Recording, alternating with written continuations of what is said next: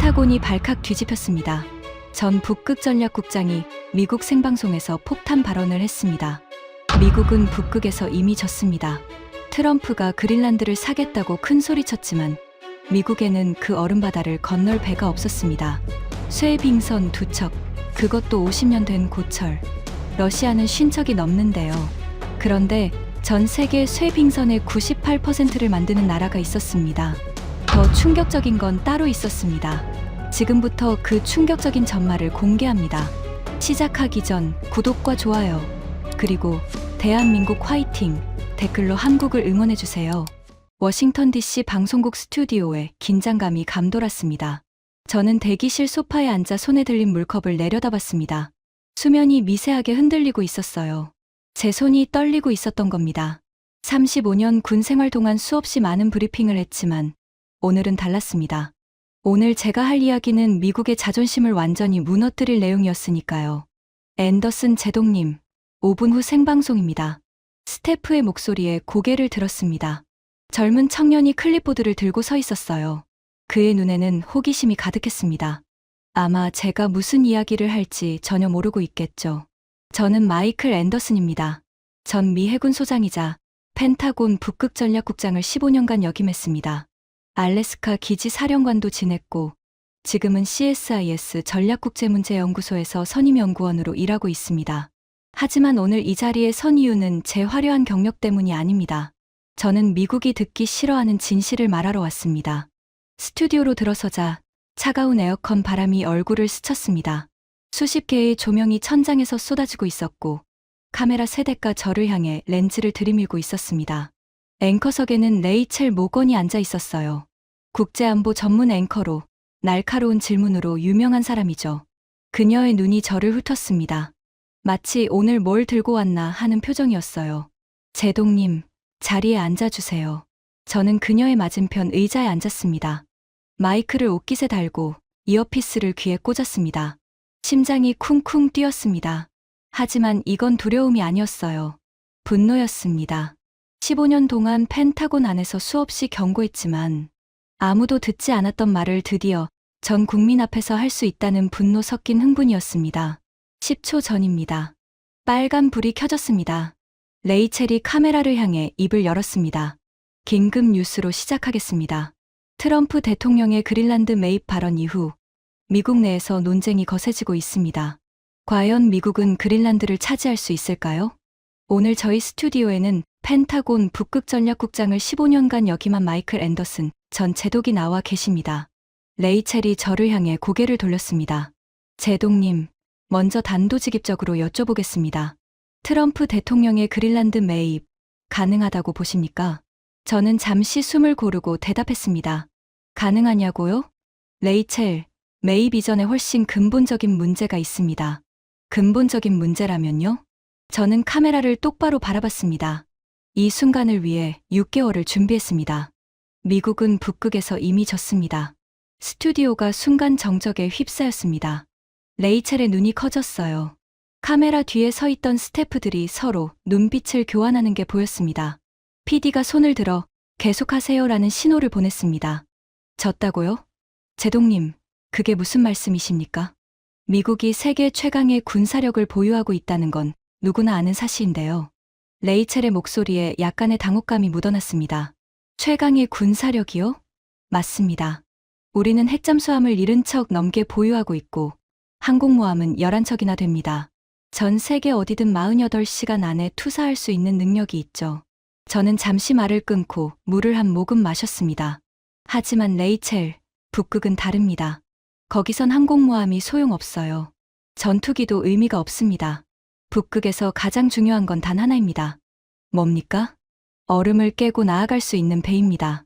쇠빙선이죠. 레이첼이 고개를 갸웃거렸습니다. 쇠빙선이요? 당연히 미국도 가지고 있지 않습니까? 저는 쓴웃음을 지었습니다. 바로 이 질문을 기다렸습니다. 레이첼, 미국이 보유한 대형 쇠빙선이 몇 척인지 아십니까? 글쎄요. 정확히는 모르지만 꽤 있지 않을까요? 세계 최강국인데 2척입니다. 레이첼의 손이 멈췄습니다. 메모하던 펜이 종이 위에 그대로 멈춰 있었어요. 2척이요? 네. 정확히 2척입니다. 그리고 그중 한 척은 사실상 고철 덩어리예요. 부품 뽑는 용도로만 쓰이고 있습니다. 저는 손가락을 하나 세웠습니다. 실질적으로 작전 가능한 쇠빙선은 단 한 척. 폴라스타우입니다. 레이첼이 자료를 뒤적거리기 시작했습니다. 잠깐만요, 제동님. 폴라스타우라면 제가 알기론 꽤 유명한 배 아닙니까? 미국의 자랑이라고 들었는데요. 저는 고개를 저었습니다. 자랑이요? 레이첼, 그 배가 언제 만들어졌는지 아십니까? 글쎄요, 정확히는 1976년입니다. 레이첼이 계산을 하듯 눈을 굴렸습니다. 그러면 올해로 50년 됐습니다. 반세기 된 배예요. 원래 설계 수명은 30년이었습니다. 이미 20년을 초과했어요. 저는 테이블 위에 놓인 서류 뭉치를 들었습니다. 제가 직접 가져온 자료였습니다. 제가 펜타곤에 있을 때 매년 이 배 수리비로 얼마를 썼는지 아십니까? 7천만 달러입니다. 우리 돈으로 거의 1,000억 원이에요. 매년이요. 매년 1,000억 원을요? 레이첼의 목소리가 높아졌습니다. 네. 엔진은 수시로 고장나고 부품은 더 이상 생산되지 않아서 맞춤 제작해야 합니다. 솔직히 말씀드리면 이 배는 언제 북극해 한가운데서 멈춰도 이상하지 않아요. 저는 잠시 말을 멈추고 레이첼의 눈을 바라봤습니다. 실제로 작년에 멈췄습니다. 레이첼의 표정이 굳어졌습니다. 멈췄다고요? 그건 처음 듣는 얘긴데요. 공개되지 않았으니까요. 펜타곤이 철저하게 막았습니다. 미국의 치부니까요. 저는 35년 군 생활 중 가장 수치스러웠던 그날을 떠올렸습니다. 엔진실에서 울려 퍼지던 경보음, 선원들의 긴박한 외침, 그리고 점점 속도를 잃어가던 배. 북극해 한가운데서 표류하는 기분은 상상할 수 없을 겁니다. 그때 이야기는 나중에 다시 하죠. 지금은 더 중요한 걸 말씀드려야겠습니다. 레이첼이 몸을 앞으로 기울였습니다. 더 중요한 게 뭡니까? 비교입니다. 우리의 적들이 얼마나 많은 쇠빙선을 가지고 있는지 말이에요. 저는 손가락을 펴기 시작했습니다. 러시아, 몇 척인지 아십니까? 글쎄요, 러시아야 북극 국가니까 좀 많겠죠. 10척, 20척, 50척이 넘습니다. 레이첼이 숨을 삼켰습니다. 50척이요? 네, 그것도 그냥 쇠빙선이 아닙니다. 핵추진 쇠빙선까지 보유하고 있어요. 연료 걱정 없이 몇 달이고 북극해를 누빌 수 있는 괴물 같은 배들이죠. 저는 2번째 손가락을 펼쳤습니다. 중국, 그들은 북극 국가도 아닙니다. 그런데 지금 뭘 하고 있는지 아십니까? 매년 쇠빙선을 찍어내고 있어요. 북극 실크로드를 열겠다며 미친 듯이 투자하고 있습니다. 레이첼이 손을 들었습니다. 잠깐요, 제동님. 정리가 필요합니다. 미국은 실질적으로 한 척, 러시아는 50척 이상, 중국은 계속 늘리는 중이라는 말씀이시죠? 정확합니다. 그런데 트럼프 대통령은 그린란드를 매입하겠다고 하고요. 네. 레이첼이 펜을 테이블에 내려놓았습니다. 제동님, 솔직히 말씀해 주세요. 이게 말이 됩니까? 저는 어깨를 으쓱했습니다. 안 되니까 제가 여기 나온 겁니다. 스튜디오에 묘한 침묵이 흘렀습니다. 카메라 뒤에서 누군가 기침하는 소리가 들렸어요. 레이첼이 자세를 고쳐 앉았습니다. 좋습니다. 그럼 좀 더 구체적으로 가보죠. 쇠빙선이 그렇게 중요하다면 왜 미국은 더 만들지 않는 겁니까? 돈이 없는 것도 아니고 기술이 없는 것도 아닐 텐데요. 바로 이 질문이었습니다. 저는 이 질문을 기다렸어요. 레이첼, 그게 바로 미국의 가장 큰 비극입니다. 비극이요? 우리는 더 이상 배를 만들 능력이 없습니다. 레이첼의 눈썹이 올라갔습니다. 능력이 없다고요? 세계 최강의 기술력을 가진 미국이요? 저는 쓴웃음을 지었습니다. 이 반응도 예상했습니다. 미국인들은 모두 이렇게 생각하죠. 우리는 뭐든 할 수 있다고. 레이첼, 미국의 조선업이 지금 어떤 상태인지 아십니까? 글쎄요, 정확히는 모르지만 붕괴했습니다. 완전히요. 저는 자료를 한 장 꺼내 테이블 위에 놓았습니다. 1970년대만 해도 미국은 세계 조선업의 30%를 차지했습니다. 지금은요? 1%도 안 됩니다. 0.5%예요. 레이첼이 자료를 들여다봤습니다. 0.5%요? 네. 그나마 그것도 군함 몇 척 만드는 게 전부입니다. 상선은 거의 만들지 않아요. 쇠빙선 같은 특수선은 꿈도 못 꿉니다. 왜 그렇게 됐습니까? 저는 한숨을 내쉬었습니다. 존스법이라고 들어보셨습니까? 레이첼이 고개를 저었습니다. 1920년에 만들어진 법입니다. 미국 내 해상 운송은 미국에서 만든 배만 할 수 있다는 내용이에요. 미국 조선업을 보호하려는 취지였죠. 좋은 취지 아닙니까? 의도는 좋았습니다. 하지만 결과는 참담했어요. 경쟁이 사라지니까 혁신도 사라졌습니다. 가격은 올라가고 품질은 떨어지고 결국 미국 조선소들은 하나둘 문을 닫았어요. 저는 창밖을 바라봤습니다. 워싱턴의 겨울 하늘이 잿빛으로 물들어 있었습니다. 지금 미국에서 쇠빙선을 발주하면 완성되기까지 최소 10년이 걸립니다. 10년이요? 네. 설계부터 다시 해야 하고 인력을 새로 훈련시켜야 하고 의회 예산 심의도 거쳐야 합니다. 10년은 낙관적인 예측이에요. 실제로는 15년이 걸릴 수도 있습니다. 레이첼이 손으로 이마를 짚었습니다. 15년이면 그때쯤이면 이미 러시아와 중국이 북극을 다 차지하고 난 후 아닙니까? 정확합니다. 그래서 제가 이미 졌다고 말한 겁니다. 레이첼이 자세를 바꿔 앉았습니다. 그녀의 눈에 뭔가 다른 빛이 떠올랐어요. 아마 반격을 준비하는 모양이었습니다. 제동님, 잠깐만요. 미국이 배를 못 만든다고 하셨는데 그건 좀 과장 아닙니까? 우리는 항공모함도 만들고 핵잠수함도 만들지 않습니까? 예상했던 반박이었습니다. 레이첼, 군함과 쇠빙선은 완전히 다릅니다. 다르다니요? 배는 배 아닙니까? 저는 고개를 저었습니다. 항공모함이나 핵잠수함은 전투용입니다. 무기를 싣고 적을 공격하는 게 목적이죠. 하지만 쇠빙선은 완전히 다른 기술이 필요해요. 저는 손으로 모양을 그리며 설명했습니다. 쇠빙선은 두께 3m가 넘는 얼음을 깨면서 나아가야 합니다. 선체 구조부터 다르고 엔진도 다르고 재질도 달라요. 영하 50도 이하에서도 작동해야 하고 몇 달씩 보급 없이 버텨야 합니다. 그래도 기술력만 있으면. 기술력이요? 저는 쓴웃음을 터뜨렸습니다. 레이첼, 미국에는 지금 쇠빙선을 설계할 수 있는 엔지니어가 몇 명이나 있는지 아십니까? 글쎄요. 30명도 안 됩니다. 그것도 대부분 60대 이상이에요. 은퇴하면 끝입니다. 노하우를 전수받을 젊은 인력도 없어요. 레이첼의 얼굴이 점점 어두워졌습니다. 그렇다면 정말 방법이 없다는 건가요? 저는 잠시 말을 멈췄습니다. 이제 핵심으로 들어갈 시간이었습니다. 방법이 없는 건 아닙니다. 뭡니까? 직접 만들 수 없다면 만들 수 있는 곳에서 사오면 됩니다. 레이첼이 눈을 반짝였습니다. 어디서요? 러시아는 적국이고 중국도 마찬가지잖아요. 유럽이요? 핀란드나 노르웨이? 저는 고개를 저었습니다. 핀란드도 노르웨이도 아닙니다. 그럼 어딥니까? 저는 똑바로 카메라를 바라봤습니다. 전 세계에서 쇠빙선을 가장 잘 만드는 나라, 단 한 곳이 있습니다. 레이첼이 몸을 앞으로 기울였습니다. 어디요? 한국입니다. 순간 레이첼의 표정이 미묘하게 변했습니다. 놀람과 의아함이 뒤섞인 얼굴이었어요. 한국이요? 네. 쇠빙선을요? 네. 레이첼이 잠시 말을 잃었습니다. 그녀의 눈동자가 흔들리는 게 보였어요. 아마 머릿속으로 여러 생각이 교차하고 있겠죠. 제동님, 실례지만 한국은 우리가 6.25 때 피 흘려 지켜준 나라 아닙니까? 바로 그 말이었습니다. 저도 처음엔 그렇게 생각했습니다. 한국, 우리가 도와준 나라? 그 나라한테 배를 사달라고? 레이첼, 저도 처음엔 그렇게 생각했습니다. 그럼 지금은 생각이 바뀌셨다는 건가요? 저는 천천히 고개를 끄덕였습니다. 완전히 바뀌었습니다. 3년 전, 제가 직접 한국을 방문하고 나서요. 레이첼의 눈이 다시 빛났습니다. 직접 방문하셨다고요? 네.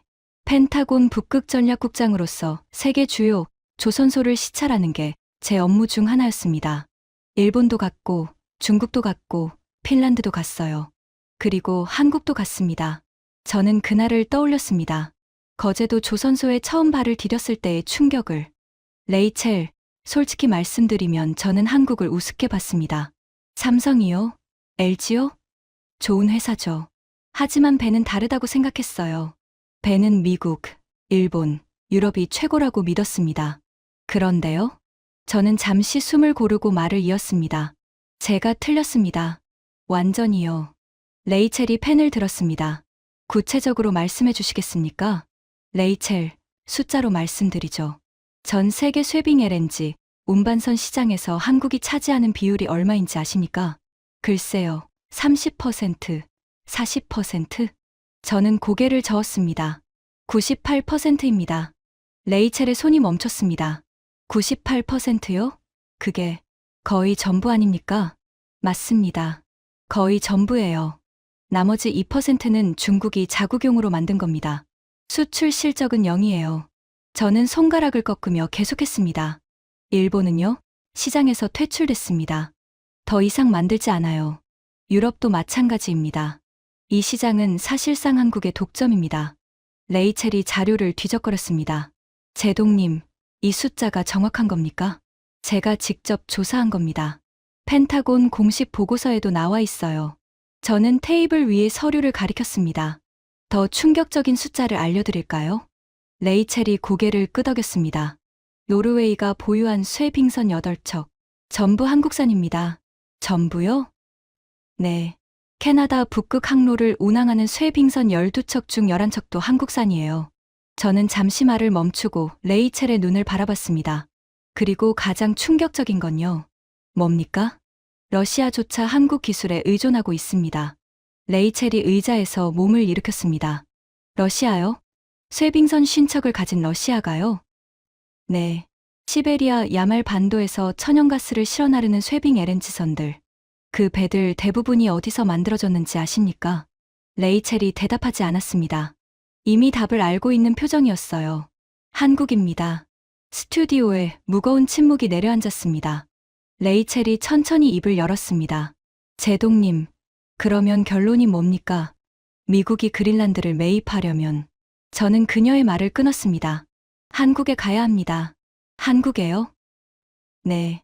트럼프 대통령이 정말로 그린란드를 원한다면 먼저 전화해야 할 곳은 덴마크가 아닙니다. 저는 카메라를 똑바로 바라보며 말했습니다. 서울입니다. 레이첼이 숨을 깊이 들이쉬었습니다. 그녀의 눈에 복잡한 감정이 스쳐 지나갔어요. 충격, 의구심, 그리고 약간의 불쾌함까지. 제동님, 잠시 쉬었다 가겠습니다. 시청자 여러분, 광고 후에 계속됩니다. 빨간 불이 꺼졌습니다. 레이첼이 저를 바라보며 낮은 목소리로 말했습니다. 제동님, 정말입니까? 이게 다 사실인 거예요? 저는 고개를 끄덕였습니다. 레이첼, 이건 시작에 불과합니다. 진짜 충격적인 건 아직 말도 안 꺼냈어요.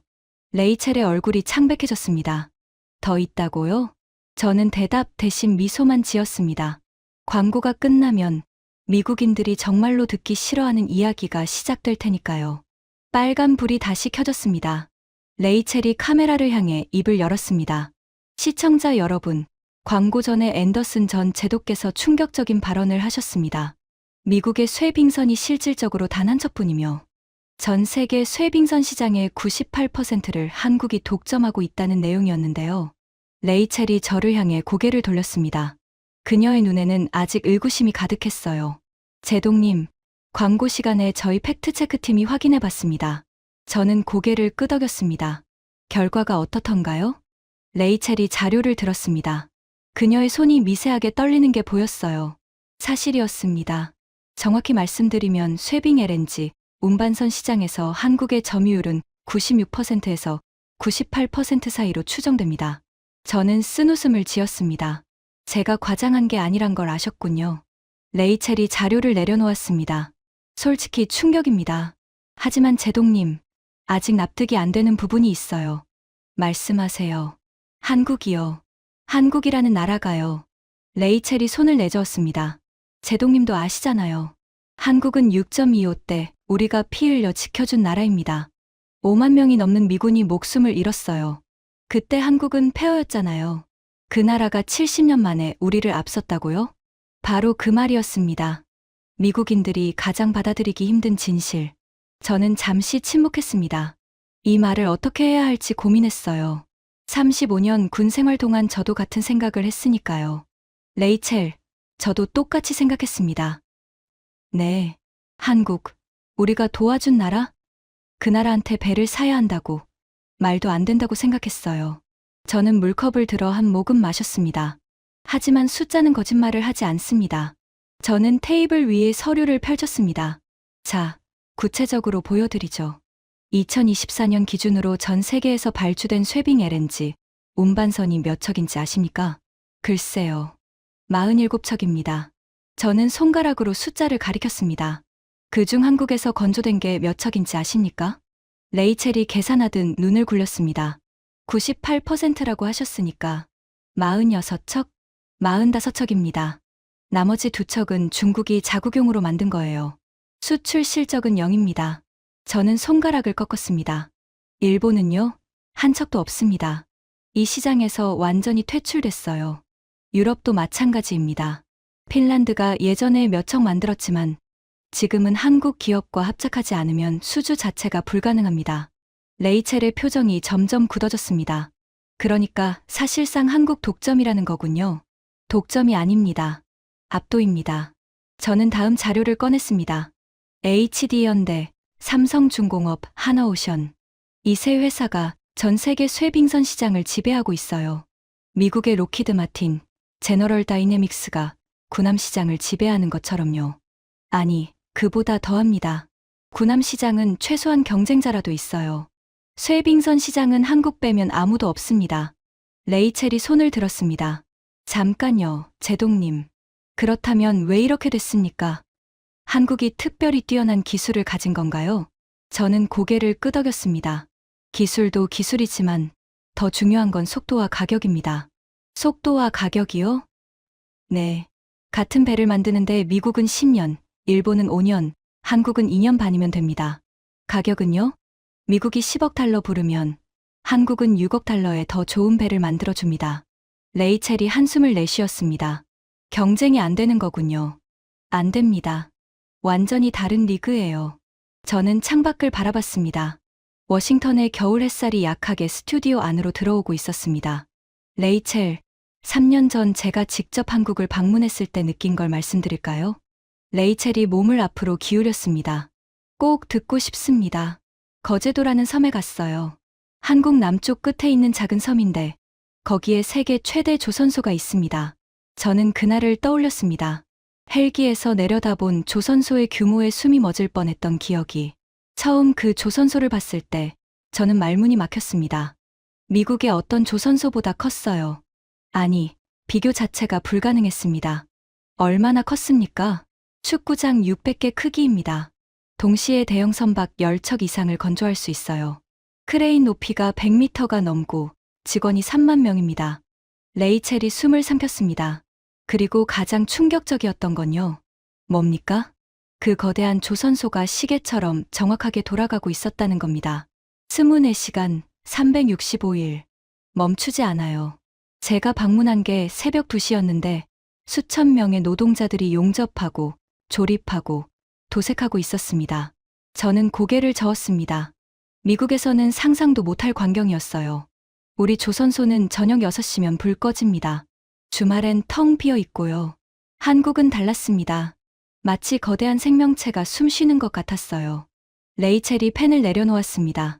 제동님, 그날 뭘 느끼셨습니까? 저는 잠시 말을 멈췄습니다. 솔직하게 말해야 했습니다. 수치심을 느꼈습니다. 수치심이요? 네. 세계 최강국이라고 자부하던 미국이 배 하나 제대로 못 만드는 나라가 됐다는 걸 그제야 깨달았어요. 그리고 우리가 도와줬다고 생각했던 나라가 어느새 우리를 한참 앞서 있다는 것도요. 스튜디오에 무거운 침묵이 내려앉았습니다. 레이첼이 자세를 고쳐 앉았습니다. 제동님, 한국 조선업이 대단하다는 건 이해했습니다. 하지만 쇠빙선 하나로 전체 상황을 판단하기엔 좀 이르지 않습니까? 예상했던 반박이었습니다. 물론이죠. 그래서 다른 나라들의 사례를 말씀드리겠습니다. 저는 새로운 자료를 꺼냈습니다. 노르웨이, 북극 국가죠. 석유, 천연가스로 부자 나라입니다. 자체 조선 기술도 있고요. 네, 알고 있습니다. 노르웨이 정부가 보유한 쇠빙선이 8척입니다. 그중 한국에서 만든 게 몇 척인지 아십니까? 레이첼이 고개를 갸웃거렸습니다. 절반 정도요? 4척, 8척 전부입니다. 레이첼의 눈이 커졌습니다. 전부요? 노르웨이가 자국에서 안 만들고요? 네. 자국에서 만들면 비용이 2배로 뛰고 시간은 3배로 걸리거든요. 경제적으로 말이 안 됩니다. 저는 다음 사례로 넘어갔습니다. 캐나다. 북극 영토가 세계에서 두 번째로 넓은 나라입니다. 북극 항로 개발에 사활을 걸고 있죠. 네. 캐나다 북극 항로를 운항하는 쇠빙선 12척 중에서 한국에서 만든 게 11척입니다. 레이첼이 손으로 이마를 짚었습니다. 12척 중 11척이요? 네. 나머지 한 척은 30년 전에 핀란드에서 만든 노후선입니다. 곧 퇴역 예정이에요. 퇴역하면 100%가 한국산이 됩니다. 저는 손가락을 꺾으며 계속했습니다. 호주. 남극 연구를 위해 쇠빙 연구선이 필요했습니다. 어디서 만들었을까요? 설마. 한국입니다. 누리호노라는 배예요. 4억 달러짜리입니다. 레이첼이 고개를 저었습니다. 제동님, 잠깐만요. 그러면 쇠빙선 만드는 나라가 한국밖에 없다는 건가요? 만들 수 있는 나라는 몇 개 있습니다. 핀란드, 러시아, 중국, 일본. 하지만 경쟁력이 없어요. 가격, 품질, 납기 모든 면에서 한국을 이길 수 없습니다. 저는 특히 강조하고 싶은 부분이 있었습니다. 일본 얘기를 해드릴까요? 네, 해주세요. 일본은 1980년대까지 조선업 세계 1위였습니다. 미국보다 앞섰어요. 한국은 그때 막 시작하는 단계였고요. 레이첼이 고개를 끄덕였습니다. 그런데 지금은요? 일본 조선업은 세계 시장 점유율 5% 미만입니다. 쇠빙선 시장에서는 아예 철수했어요. 한 척도 수주하지 못하고 있습니다. 왜 그렇게 됐습니까? 저는 한숨을 내쉬었습니다. 여러 이유가 있지만 핵심은 결단력의 차이입니다. 결단력이요? 한국 조선소들은 위기가 올 때마다 과감하게 투자했어요. 2008년 금융위기 때도 2015년 조선업 불황 때도요. 직원을 해고하고 움츠러드는 대신 신기술에 올인했습니다. 저는 손을 펼쳤습니다.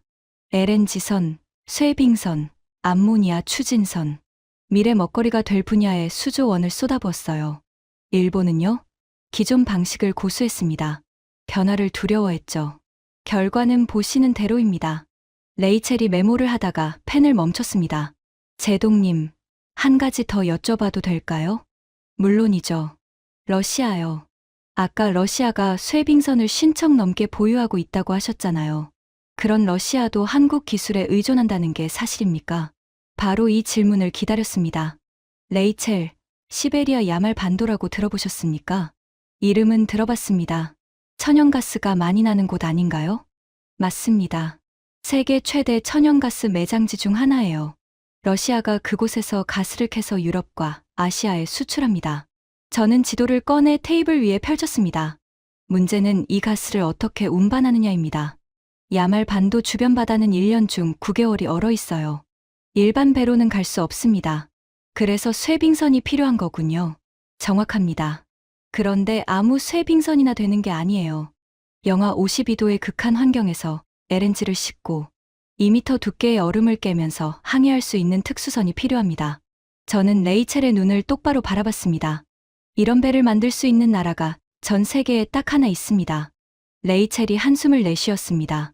한국이죠. 네. 러시아의 야말 LNG 프로젝트에 투입된 쇠빙 LNG선 15척 중 14척이 한국에서 건조됐습니다. 레이첼이 의자에 등을 기댔습니다. 세계 최대 쇠빙선 보유국인 러시아가 한국한테 배를 사고 있다는 거군요. 살 수밖에 없습니다. 자기들이 못 만드니까요. 저는 쓴웃음을 지었습니다. 러시아는 쇠빙선은 많지만 쇠빙 LNG선을 만드는 기술이 없어요. LNG를 영하 163도로 유지하면서 동시에 얼음을 깨는 기술. 이건 완전히 다른 차원의 엔지니어링입니다. 레이첼이 고개를 저었습니다. 점점 한국이라는 나라가 다르게 보이기 시작하네요. 당연히 그래야죠. 레이첼, 우리가 알던 한국과 지금의 한국은 완전히 다른 나라입니다. 저는 물컵을 들어 한 모금 마셨습니다. 목이 말랐어요. 하지만 아직 할 이야기가 많이 남았습니다. 자, 이제 제가 직접 겪은 이야기를 해드리겠습니다. 레이첼이 몸을 앞으로 기울였습니다. 아까 말씀하신 폴라스타우 사건 말씀이시죠? 네, 작년에 있었던 일입니다. 이건 펜타곤이 철저하게 숨긴 사건이에요. 저는 잠시 눈을 감았습니다. 그날의 기억이 머릿속에 선명하게 떠올랐어요. 작년 3월이었습니다. 펜타곤에서 긴급 호출이 왔어요. 북극해에서 합동훈련을 진행 중이었는데 문제가 생겼다고 했습니다. 레이첼이 펜을 들었습니다. 무슨 문제였습니까? 폴라스타우가 멈췄습니다. 레이첼의 손이 멈췄습니다. 멈췄다고요? 엔진이요? 네. 북극해 한가운데서요. 정확한 위치는 말씀드릴 수 없지만 가장 가까운 육지에서 800km 떨어진 곳이었습니다. 저는 그날의 긴박했던 상황을 떠올렸습니다. 펜타곤 상황실에 울려 퍼지던 경보음, 긴박하게 오가던 무전 소리. 처음엔 간단한 고장이라고 생각했어요. 50년 된 배니까 그럴 수 있다고. 하지만 시간이 지나면서 상황이 심각해졌습니다. 어떻게요? 주 엔진 3개 중 2개가 완전히 멈췄어요. 나머지 하나도 출력이 50%밖에 안 나왔습니다. 배가 표류하기 시작했죠. 저는 손으로 테이블을 짚었습니다. 레이첼, 북극해에서 표류한다는 게 어떤 의미인지 아십니까? 위험하다는 건 알겠는데 죽는다는 뜻입니다. 수온이 영하 2도예요. 사람이 바다에 빠지면 5분 안에 저체온증으로 죽습니다. 배가 빙산에 충돌하면 타이타닉처럼 침몰하고요. 레이첼의 얼굴이 창백해졌습니다. 승무원이 몇 명이었습니까? 187명이었습니다. 해군 병사들, 과학자들, 기술자들. 그들의 목숨이 위태로운 상황이었어요. 저는 한숨을 내쉬었습니다. 펜타곤은 즉각 구조 작전을 개시했습니다. 문제는 구조선이 없다는 거였어요. 없다고요? 미 해군인데. 레이첼, 아까 말씀드렸잖아요. 미국의 대형 쇠빙선은 폴라스타 단 한 척입니다. 그 배가 멈췄는데 뭘로 구하러 갑니까? 레이첼이 할 말을 잃었습니다. 해군 구축함을 보낼까 했지만 얼음 바다에서 구축함은 무용지물입니다. 항공기로 접근하려고 해도 가장 가까운 알래스카 기지에서 7시간이나 걸려요. 그나마도 북극의 날씨 때문에 착륙 자체가 불가능했습니다. 저는 잠시 말을 멈췄습니다. 그 다음 이야기가 가장 굴욕적인 부분이었으니까요. 우리는 국제 구조 신호를 보냈습니다. SOS예요. 세계 최강 미 해군이 SOS를 보낸 겁니다. 레이첼이 숨을 삼켰습니다. 그래서요? 누가 왔습니까? 가장 먼저 응답한 건 러시아였어요. 하지만 도착하려면 36시간이 걸린다고 했습니다. 날씨가 더 나빠지면 48시간이 될 수도 있다고요. 저는 손으로 이마를 짚었습니다. 그때 뜻밖의 연락이 왔습니다. 어디서요? 한국 국적 쇠빙 LNG선이었습니다. 야말 반도에서 유럽으로 가스를 운반하던 중이었는데 우리 위치에서 14시간 거리에 있다고 했어요. 레이첼의 눈이 커졌습니다. 한국 배가요? 네. 배 이름은 말씀드릴 수 없지만 HD 현대에서 만든 최신형 쇠빙 LNG선이었습니다. 영하 52도에서도 운항 가능한 배죠. 저는 쓴웃음을 지었습니다. 펜타곤에서 결정을 내려야 했습니다. 러시아 배를 기다릴 것인가, 한국 배의 도움을 받을 것인가. 뭘 선택하셨습니까? 선택의 여지가 없었습니다. 승무원들의 안전이 최우선이었으니까요. 우리는 한국 배에 구조 요청을 보냈습니다. 저는 그 순간을 잊을 수 없습니다. 무전기를 통해 들려온 한국 선장의 목소리. 14시간 후 한국 배가 도착했습니다. 2m 두께의 얼음을 가르면서 들어왔어요. 그 광경을 본 승무원들이 환호성을 질렀습니다. 레이첼이 고개를 저었습니다. 세계 최강 미 해군이 한국 민간 선박에 구조됐다는 거군요. 네, 그게 현실입니다. 저는 물컵을 내려놓았습니다. 한국 배는 우리 승무원들에게 따뜻한 식사를 제공하고 의료 지원을 했어요. 그리고 폴라스타우를 예인해서 알래스카까지 끌고 갔습니다. 1200km를요. 레이첼이 손으로 입을 가렸습니다. 믿기 어렵네요. 믿기 어려우시겠죠. 하지만 사실입니다. 펜타곤은 이 사건을 철저하게 덮었어요. 언론에 한 줄도 안 나갔습니다. 왜요? 저는 쓴웃음을 터뜨렸습니다. 미국의 치부니까요. 세계 최강이라던 미 해군이 한국 상선한테 구조됐다는 게 알려지면 어떻게 되겠습니까? 러시아와 중국이 비웃겠죠. 국내 여론도 들끓을 거고요. 저는 카메라를 똑바로 바라봤습니다.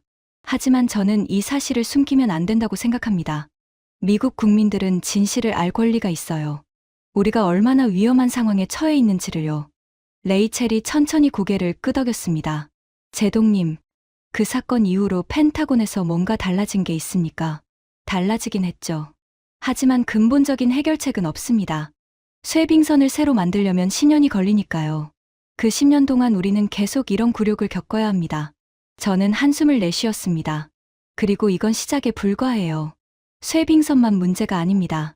그린란드 이야기를 해야 할 때가 됐군요. 레이첼이 새로운 자료를 꺼냈습니다. 제동님, 트럼프 대통령이 그린란드를 사겠다고 한 게 정확히 어떤 의미인지 설명해 주시겠습니까? 단순히 영토 확장 욕심인가요? 단순한 욕심이 아닙니다. 매우 전략적인 계산이에요. 저는 지도를 펼쳤습니다. 그린란드는 세계에서 가장 큰 섬입니다. 면적이 한반도의 10배가 넘어요. 그리고 그 땅 밑에 어마어마한 자원이 묻혀 있습니다. 어떤 자원이요? 히토류입니다. 네오디뮴, 디스프로슘, 터뷴. 이름은 낯설지만 이것 없이는 현대 문명이 돌아가지 않아요. 레이첼이 고개를 갸웃거렸습니다. 히토류가 그렇게 중요합니까? 레이첼, 지금 들고 계신 스마트폰 있죠? 레이첼이 테이블 위에 스마트폰을 내려다봤습니다. 네, 그 안에 히토류가 들어갑니다. 전기차 모터에도, 풍력 발전기에도, 미사일 유도 장치에도 들어가요. 히토류 없이는 아무것도 만들 수 없습니다. 저는 숫자를 꺼내 보였습니다. 그린란드에 묻힌 히토류가 얼마인지 아십니까? 1,500만 톤입니다. 전 세계 매장량의 상당 부분이에요. 1,500만 톤이요? 네. 여기에 우라늄, 아연, 납, 구리까지. 영국 파이낸셜 타임스는 그린란드 지하자원의 총 가치를 1.5조 달러로 추정했습니다. 레이첼이 숨을 삼켰습니다. 1.5조 달러요? 우리 돈으로 2,000조 원이 넘잖아요. 그렇습니다. 그리고 이게 왜 중요하냐면요. 저는 다른 자료를 꺼냈습니다. 현재 전 세계 히토류의 90% 이상을 중국이 독점하고 있습니다. 레이첼의 표정이 굳어졌습니다. 90%요? 네. 중국이 마음만 먹으면 전 세계 전자산업을 마비시킬 수 있어요. 실제로 2010년에 일본과 분쟁이 있을 때 중국이 히토류 수출을 제한했습니다. 일본 산업계가 패닉에 빠졌죠. 저는 손으로 테이블을 짚었습니다. 미국도 마찬가지예요. 중국이 히토류 수출을 끊으면 우리 방산업체들이 멈춥니다. F-35 전투기, 토마호크 미사일, 이지스 구축함. 다 못 만들어요. 그래서 그린란드가 필요한 거군요. 중국 의존에서 벗어나려고. 정확합니다. 그린란드의 히토류를 확보하면 중국의 목줄에서 벗어날 수 있어요. 트럼프가 그린란드를 원하는 진짜 이유가 이겁니다. 레이첼이 고개를 끄덕였습니다. 논리는 이해됩니다. 그런데 문제가 뭡니까? 저는 쓴웃음을 지었습니다. 캘 수는 있어요. 문제는 운반입니다. 운반이요? 레이첼, 그린란드 지도를 보세요. 이 섬은 80%가 얼음으로 덮여 있습니다. 도로도 없고 철도도 없어요. 광산에서 캔 자원을 운반할 유일한 방법은 바다입니다. 저는 손가락으로 지도를 가리켰습니다. 그런데 그 바다가 1년에 8개월은 꽁꽁 얼어 있어요. 일반 화물선으로는 갈 수 없습니다. 레이첼이 한숨을 내쉬었습니다. 또 쇠빙선 이야기군요. 네, 그것도 그냥 쇠빙선이 아닙니다. 얼음을 깨면서 히토류를 싣고 친환경 기준까지 맞춰야 해요. 친환경이요? 저는 고개를 끄덕였습니다. 덴마크와 유럽연합은 환경보호를 명분으로 그린란드 개발을 제한하고 있습니다. 기존의 디젤 쇠빙선은 북극해 진입이 점점 어려워지고 있어요. 노르웨이는 이미 자국 북극해에서 중유 사용 선박 운항을 금지했습니다. 그러면 어떤 배가 필요합니까? 암모니아 추진 쇠빙선입니다. 탄소 배출이 거의 없는 친환경 선박이죠. 이 배만 있으면 유럽의 환경 규제를 통과할 수 있습니다. 레이첼이 눈을 감았다 떴습니다. 설마 그것도... 네, 한국만 만들 수 있습니다. 레이첼이 고개를 저었습니다. HD 현대가 세계 최초로 암모니아 연료 추진 대형 컨테이너선을 건조하고 있어요. 삼성중공업은 암모니아 연료 공급 시스템에서 세계 특허를 보유하고 있고요. 저는 손을 펼쳤습니다. 정리하면 이렇습니다. 그린란드 자원을 캐려면 쇠빙선이 필요하고 환경 규제를 통과하려면 암모니아 추진이어야 합니다. 이 두 가지를 동시에 만족하는 배를 만들 수 있는 나라는 전 세계에 오직 한국뿐이에요. 레이첼이 자료를 내려놓았습니다. 제동님, 그러면 결론이 뭡니까? 1.5조 달러짜리 보물섬이 있는데 열쇠는 한국이 쥐고 있다는 건가요? 정확합니다. 저는 카메라를 바라봤습니다. 트럼프가 그린란드를 산다고 해도 한국 없이는 그냥 얼음덩어리일 뿐입니다. 자원을 캘 수도 없고 운반할 수도 없어요. 레이첼이 한숨을 내쉬었습니다. 점점 상황이 복잡해지네요. 아직 끝이 아닙니다. 자원보다 더 중요한 게 있어요. 더 중요한 게요? 안 보입니다. 트럼프의 골든돔 계획 들어보셨습니까? 레이첼이 눈을 반짝였습니다. 골든돔이요? 최근 뉴스에서 봤습니다. 미사일 방어 체계 아닌가요? 맞습니다. 트럼프 행정부의 핵심 방어 전략이에요. 러시아와 중국의 극초음속 미사일을 북극에서 먼저 탐지하고 요격하는 시스템입니다. 저는 지도를 다시 꺼냈습니다. 러시아와 중국의 미사일이 미국 본토를 공격하려면 어디를 지나야 할까요? 글쎄요. 태평양. 아닙니다. 가장 빠른 경로는 북극입니다. 지구본을 위해서 내려다보세요. 모스크바에서 워싱턴까지 북극을 지나면 직선거리예요. 레이첼이 고개를 끄덕였습니다. 그래서 그린란드가 중요한 거군요. 미사일을 가장 먼저 탐지할 수 있는 위치니까. 정확합니다. 그린란드에 레이더 기지와 요격 시스템을 설치하면 미국 본토에 도달하기 전에 미사일을 격추할 수 있어요. 이게 골든돔의 핵심 개념입니다. 저는 새로운 자료를 꺼냈습니다. 문제는 전력입니다. 전력이요? 레이첼, 골든돔의 핵심인 ANTPY-2 레이더 하나를 24시간 가동하려면 시간당 15메가와트가 필요합니다. 인구 5만 명의 소도시를 돌릴 수 있는 전력이에요. 레이첼이 눈을 크게 떴습니다. 레이더 하나예요? 네. 그리고 요격 미사일 발사 시스템은 더 심각합니다. 사드 발사대가 미사일을 쏠 때마다 순간적으로 25메가와트가 필요해요. 저는 손가락을 꺾었습니다. 지휘 통제소, 통신 장비, 냉각 시설까지 합치면 최소 250메가와트는 있어야 합니다. 24시간 내내요. 250메가와트요? 그게 얼마나 큰 건지 감이 안 오는데. 그린란드 수도 누크의 전체 발전 용량이 80메가와트입니다. 그것도 인구 2만 명을 위한 거예요. 겨울엔 난방 때문에 전력 사용량이 급증해서 실제 여유 전력은 20메가와트도 안 됩니다. 레이첼이 손으로 이마를 짚었습니다. 그러니까 골든돔을 운영하려면 그린란드 전체 전력의 3배가 필요하다는 거군요. 정확합니다. 그런데 그린란드엔 발전소 지을 인프라도 없어요. 국토의 80%가 얼음이고 전력망은커녕 도로도 연결되어 있지 않습니다. 레이첼이 한숨을 내쉬었습니다. 그러면 어떻게 합니까? 디젤 발전기를 돌려요? 저는 고개를 저었습니다. 영하 40도의 혹한에서 디젤 연료를 실어 나르는 것 자체가 대규모 군사 작전입니다. 우크라이나 전쟁에서 러시아가 연료 보급 때문에 얼마나 고생했는지 아시잖아요. 태양광은요? 그린란드의 극야 기간에는 2달 동안 해가 뜨지 않습니다. 풍력은요? 북극의 강풍은 시속 200km를 넘나들어요. 2019년에 노르웨이 스발바르 제도의 풍력 발전기 3기가 하루 만에 전부 파괴됐습니다. 레이첼이 양손을 들었습니다. 그러면 방법이 없잖아요. 하나 있습니다. 저는 잠시 말을 멈추고 레이첼의 눈을 바라봤습니다. SMR입니다. 소형 모듈 원자로예요. 레이첼이 고개를 갸웃거렸습니다. 원자로요? 그린란드 같은 곳에 원자로를 설치한다고요? 외부 전력망 없이 독립적으로, 안전하게, 장기간 전기를 생산할 수 있는 유일한 방법입니다. 연료봉 한번 교체하면 3년간 연속 가동이 가능하고, 원격 모니터링으로 워싱턴에서도 실시간 관리할 수 있어요. 저는 새로운 자료를 꺼냈습니다. 펜타곤이 이미 시뮬레이션을 돌려봤습니다. 결론은 명확했어요.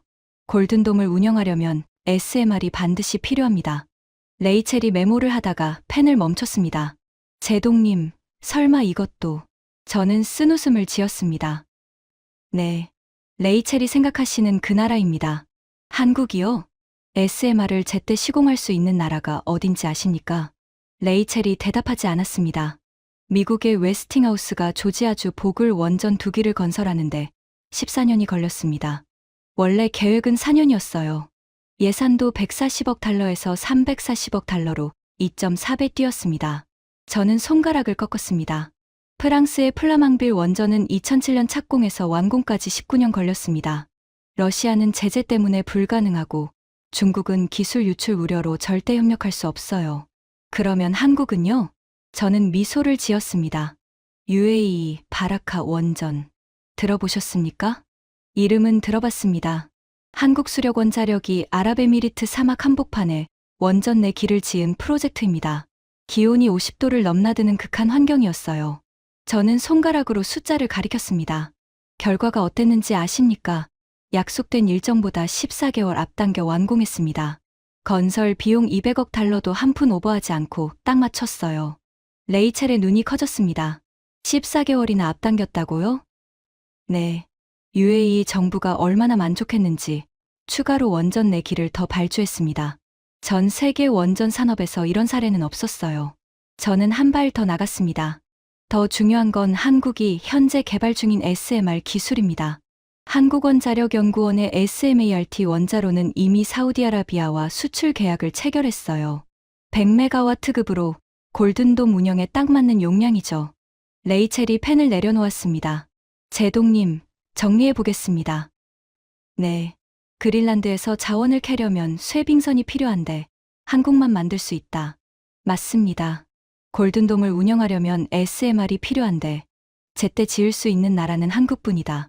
정확합니다. 레이첼이 한숨을 내쉬었습니다. 제동님, 그러면 결론이 뭡니까? 트럼프의 모든 계획이 한국한테 달려 있다는 건가요? 저는 고개를 끄덕였습니다. 쇠빙선도 한국, 원자로도 한국, 희토류 정제 기술도 한국. 트럼프가 그린란드에서 이루려는 모든 것이 한국의 기술력 없이는 불가능합니다.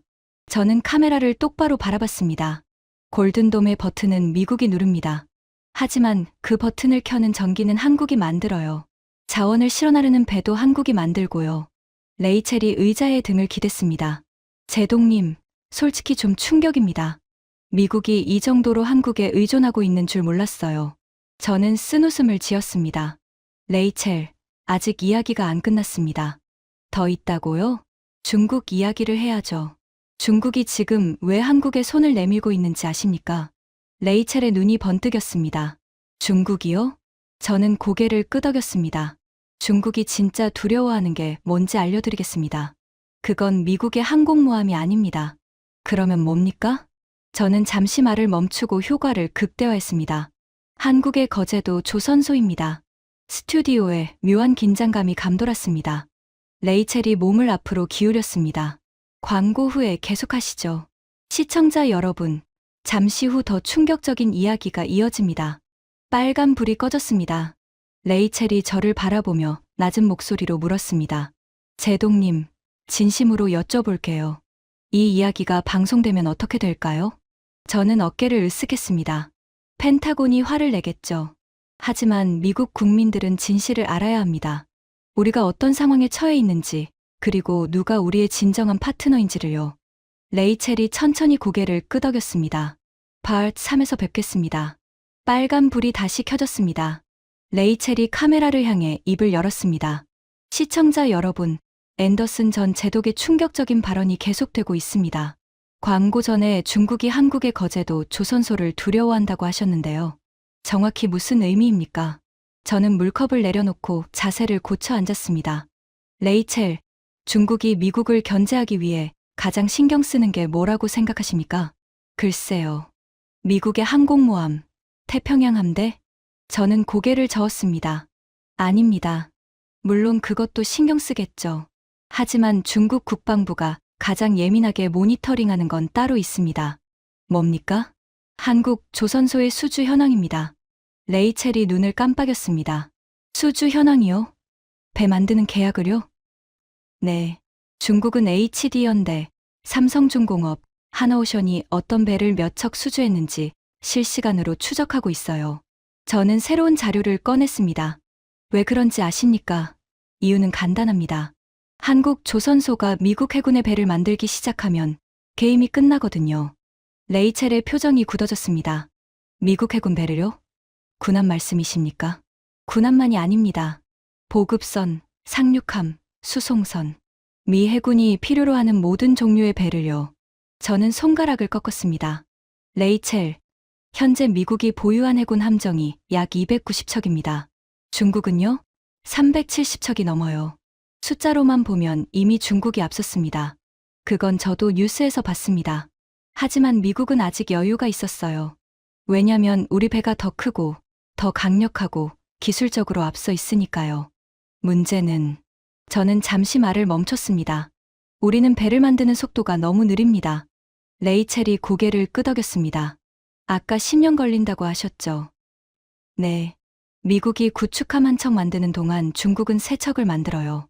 이 격차가 계속되면 10년 후에는 중국 해군이 미국의 2배가 됩니다. 저는 카메라를 바라봤습니다.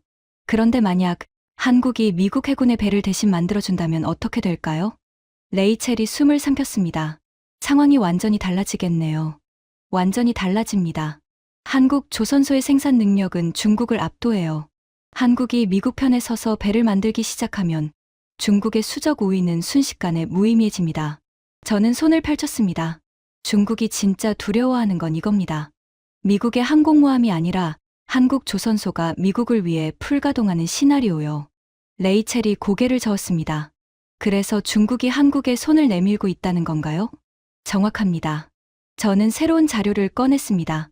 최근 중국이 한국에 제안한 게 뭔지 아십니까? 글쎄요. 희토류 공급 확대입니다. 한국 기업들에게 희토류를 안정적으로 공급하겠다고 제안했어요. 레이첼이 눈을 크게 떴습니다. 희토류요? 아까 90%를 독점하고 있다던 그 희토류요? 네. 중국이 가장 아끼는 전략 자원입니다. 그걸 한국에 먼저 내밀었어요. 저는 손가락을 꺾었습니다. 그뿐만이 아닙니다. 중국은 한국 기업들의 중국 내 사업 환경도 개선하겠다고 했어요. 사드 보복 때 갖은 핍박을 했던 중국이요. 레이첼이 한숨을 내쉬었습니다. 그러니까 중국이 한국을 미국 편에서 빼내려고 하는 거군요. 최소한 중립이라도 유지하게 하려는 겁니다. 한국이 미국 해군의 배를 만들지만 않으면 중국은 버틸 수 있어요. 저는 카메라를 똑바로 바라봤습니다. 하지만 한국이 미국과 손잡고 북극 전략에 본격적으로 참여하면 쇠빙선, 원전, 희토류 정제까지 모두 한국이 담당하면 저는 잠시 말을 멈추고 효과를 극대화했습니다. 중국의 북극 실크로드는 끝장납니다. 레이첼이 의자에 등을 기댔습니다. 제동님, 그러면 한국이 갑이네요. 미국과 중국 사이에서요. 저는 쓴웃음을 지었습니다. 갑이라기보다는 열쇠를 쥔 나라죠. 미국이 이기려면 한국이 필요하고 중국이 버티려면 한국을 막아야 합니다. 한국은 어떤 선택을 할까요? 저는 잠시 생각에 잠겼습니다. 그건 한국이 결정할 일입니다. 하지만 제가 한국인이라면 승자 편에 서겠죠. 레이첼이 고개를 갸웃거렸습니다. 승자요? 미국이 이긴다고 확신하십니까? 저는 단호하게 대답했습니다. 한국이 미국 편에 서면 미국이 이깁니다. 한국이 중국 편에 서면 중국이 이기고요. 결국 승자를 결정하는 건 한국입니다. 스튜디오에 묘한 침묵이 흘렀습니다. 레이첼이 천천히 입을 열었습니다. 제동님, 마지막으로 하나만 여쭤볼게요. 말씀하세요. 제동님은 35년간 미 해군에서 복무하셨습니다. 펜타곤 북극전략국장까지 지내셨고요. 그런 분이 오늘 방송에서 미국의 치부를 적나라하게 드러내셨어요. 레이첼이 저를 똑바로 바라봤습니다. 왜 그러셨습니까? 펜타곤 동료들한테 미움받을 것 뻔히 아시면서요. 저는 잠시 눈을 감았습니다. 아버지의 얼굴이 떠올랐어요. 레이첼, 제 아버지 이야기를 해도 될까요? 레이첼이 고개를 끄덕였습니다. 물론이죠. 저는 깊은 숨을 내쉬었습니다. 제 아버지는 1962년에 필라델피아 조선소에 입사했습니다. 22살 때였어요. 고등학교 졸업하고 바로 들어갔죠. 저는 테이블 위에 놓인 물컵을 바라봤습니다. 수면에 비친 조명이 흔들리고 있었어요. 그때 필라델피아 조선소는 미국에서 가장 큰 조선소 중 하나였습니다. 직원이 4만 명이 넘었어요. 아버지는 거기서 용접을 배웠습니다. 레이첼이 조용히 듣고 있었습니다. 아버지는 늘 말씀하셨어요. 마이클, 우리가 만든 배가 세계 최고야. 미국 조선소에서 만든 배는 어떤 바다에서도 침몰하지 않아. 저는 그 말을 믿었습니다. 저는 쓴웃음을 지었습니다. 아버지는 40년간 그 조선소에서 일했어요. 용접공으로 시작해서 반장이 되고 나중엔 공정관리자까지 올라갔습니다. 2002년에 은퇴하셨죠. 대단한 분이시네요. 네. 아버지는 자기 일에 자부심이 대단했어요. 은퇴 후에도 종종 조선소 근처에 가셔서 배 만드는 걸 구경하셨습니다. 저는 잠시 말을 멈췄습니다. 목이 메어왔어요. 그런데 2020년에 그 조선소가 문을 닫았습니다. 레이첼이 숨을 삼켰습니다. 닫았다고요? 네. 100년이 넘는 역사를 가진 필라델피아 조선소가 파산했어요. 직원들은 전부 해고됐고 시설은 매각됐습니다. 저는 손으로 눈가를 훔쳤습니다. 아버지가 그 소식을 듣고 얼마나 상심하셨는지 모릅니다. 평생을 바친 곳이 사라졌으니까요. 레이첼이 조심스럽게 물었습니다. 그 조선소는 지금 어떻게 됐습니까? 저는 쓴웃음을 터뜨렸습니다. 한국 기업이 인수했습니다. 레이첼의 눈이 커졌습니다. 한국 기업이요? 네. 하나그룹 산하의 하나오션이 필라델피아 조선소 부지를 매입했어요. 지금은 거기서 미국 해군용 선박을 수리하고 있습니다. 저는 손으로 테이블을 짚었습니다. 아버지가 40년간 배를 만들던 곳에서 이제 한국 기업이 미국 해군 배를 고치고 있어요. 이게 2026년의 현실입니다. 레이첼이 고개를 저었습니다. 제동님, 아버지께서 그 사실을 아셨습니까? 아셨습니다. 돌아가시기 전에요. 저는 잠시 침묵했습니다. 아버지는 뭐라고 하셨어요? 저는 그날을 떠올렸습니다. 병원 침대에 누워 계신 아버지. 산소호흡기를 달고 가쁜 숨을 쉬시면서도 제 손을 꼭 잡고 하셨던 말씀. 아버지는 이렇게 말씀하셨어요. 마이클, 배울 줄 아는 자가 이긴다. 우리는 배우기를 멈췄어. 그들은 계속 배웠고. 레이첼의 눈에 눈물이 고였습니다. 그들이라면 한국 사람들이요. 아버지는 한국을 원망하지 않으셨어요. 오히려 인정하셨죠. 더 열심히 하는 사람이 이기는 게 당연하다고요. 저는 카메라를 똑바로 바라봤습니다. 저는 아버지의 그 말씀을 평생 잊지 않았습니다. 그리고 펜타곤에서 일하면서 아버지 말씀이 얼마나 맞았는지 매일 확인했어요. 저는 자세를 고쳐 앉았습니다. 레이첼, 제가 오늘 이 방송에 나온 이유가 바로 이겁니다. 말씀해 주세요. 미국은 배우기를 멈췄습니다. 우리는 세계 최강이라는 자만에 빠져서 변화하지 않았어요. 그 사이 한국은 계속 배웠고 계속 성장했습니다. 저는 손을 펼쳤습니다. 결과가 뭡니까? 쇠빙선도 못 만들고 원전도 제때 못 짓고 조선소는 전부 문 닫았어요. 이게 미국의 현실입니다. 레이첼이 천천히 고개를 끄덕였습니다. 그래서 한국이 필요하다는 거군요. 필요한 정도가 아닙니다. 필수입니다. 저는 카메라를 향해 말했습니다. 트럼프 대통령이 그린란드를 원한다면 먼저 서울에 전화해야 합니다. 골든돔을 세우고 싶다면 한국 수력 원자력과 협의해야 하고요. 북극에서 러시아와 중국을 막고 싶다면 거제도 조선소와 계약해야 합니다. 저는 손을 모았습니다.